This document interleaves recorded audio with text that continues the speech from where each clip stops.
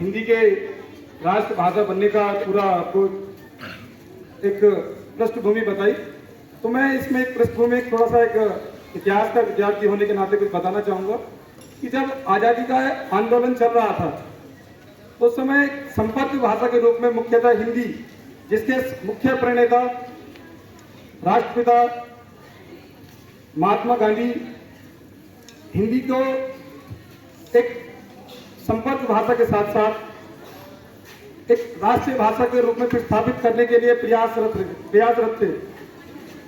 वो राष्ट्रीय जो हमारा मूवमेंट था, जो हमारा आंदोलन था आज़ादी का, उसमें लगातार इस बात पर जोर दे रहे थे कि चाहे वो दक्षिण भारतीय हों, चाहे वो उत्तर भारतीय हों, वो सभी हिंदी भाषा को अपनी एक संपर्क भाषा के रूप में प्रयोग करें। और एक हिंदी भाषा का ऐसा रोल था कि जिसने आज़ादी के आंदोलन को इतना मजबूत बना के रखा। पर आज़ादी के बाद जब हमारी संविधान सभा की गठन हुआ, उसमें विभिन्न विषयों पर चर्चा हुई, बहसें हुई, तो उसमें हिंदी को लेकर के चर्चा होने लगी। और उस समय जो हमसे गलतियां हुई उसका परिणाम हमारा देश आज तक भुगत रहा है, जिसमें हिंदी विरोधी एक नया आंदोलन खड़ा हुआ।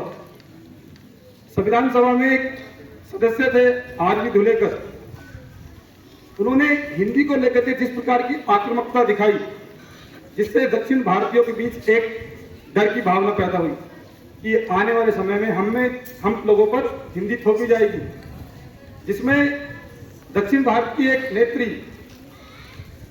दुर्गाबाई, उन्होंने अपनी बात को रखा कि जब आज़ादी के आंदोलन में हम हिस्सा ले रहे थे तो हम भी चाहते थे कि हिंदी एक राष्ट्रीय भाषा के रूप में स्थापित होनी चाहिए।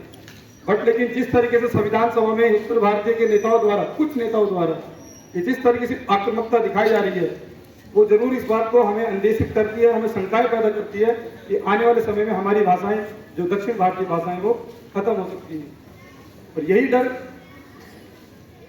जब आगे बढ़ता रहा और इसी का परिणाम हुआ कि हिंदी को हम राष्ट्रीय भाषा के रूप में दर्जा न देकर के हमने हिंदी को एक राजकीय भाषा के रूप में स्थापित किया।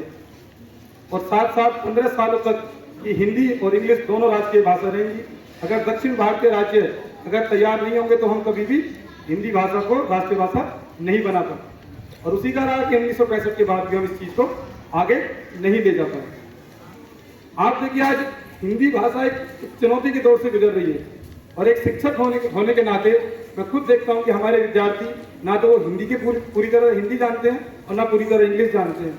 और यही एक संकट है शिक्षक के सामने कि वो ना तो अपनी अभिव्यक्ति ना वो हिंदी में अच्छी कर पा रहा है, ना वो इंग्लिश में अच्छी कर पा रहा है, और जिससे उसके जो अकादमिक उसकी जो प्रदर्शन है उसमें उसका असर पड़ रहा है।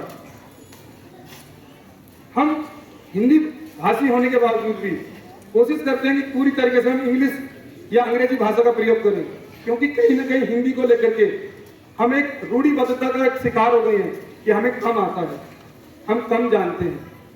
जबकि हमें अभिव्यक्ति के साधन के रूप में हिंदी जैसी समृद्ध भाषा मिली हुई है, तो हम किसी एक भाषा में अपनी बात को पूरी तरीके से कहने में समर्थ होने चाहिए।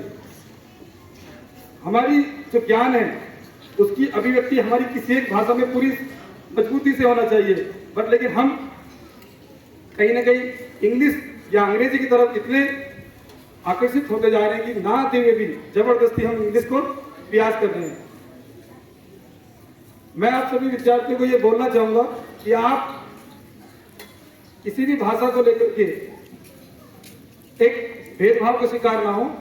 आप जिस भाषा में जानते हैं, हिंदी या इंग्लिश, उसको मजबूत बनाएं और अपने ज्ञान को बढ़ाएं, ताकि आप अपनी परीक्षा में अपनी ज्ञान की अभिव्यक्ति अच्छे से उसको लिख सकें, जिससे आपके अंक अच्छे आ सकें।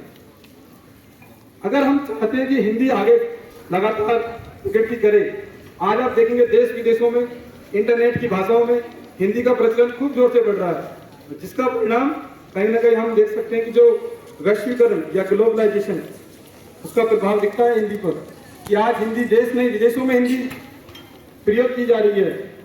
बहुराष्ट्रीय कंपनियां, मल्टीनेशनल कंपनी इंडिया में आकर कारोबार करती हैं तो सबसे पहले वो हिंदी को सीखती हैं और हिंदी में अपना प्रचार प्रसार करती हैं।